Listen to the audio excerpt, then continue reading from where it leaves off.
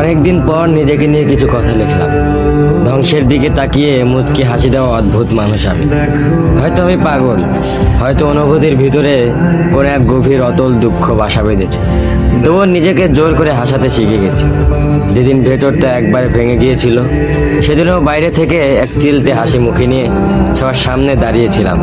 কষ্টগুলোকে আমি বন্ধু বানিয়েছি, একাকিত্বকে আপন করে নিয়েছি। মানুষ ভাবে আমি হয়তো সুখী, শক্ত, নির্লিপ্ত, কিন্তু তারা জানে না প্রতি রাত আমার এক একটা লড়াই।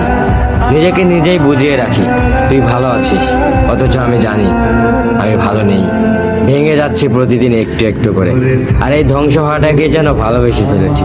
আমি সেই মানুষ যে হার মানার আগে হাসে, কারণ জানি কান্না দেখিয়ে লাভ নেই।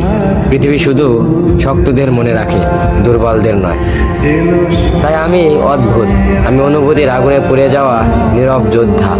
আমার জীবন কোনো সুখের গল্প নয়, এটা নিঃশব্দ বিপ্লব, যেখানে হাসির আড়ালে লুকানো থাকে হাজারো না বলা কথা, ভাঙা স্বপ্ন, হারিয়ে যাওয়া আমি।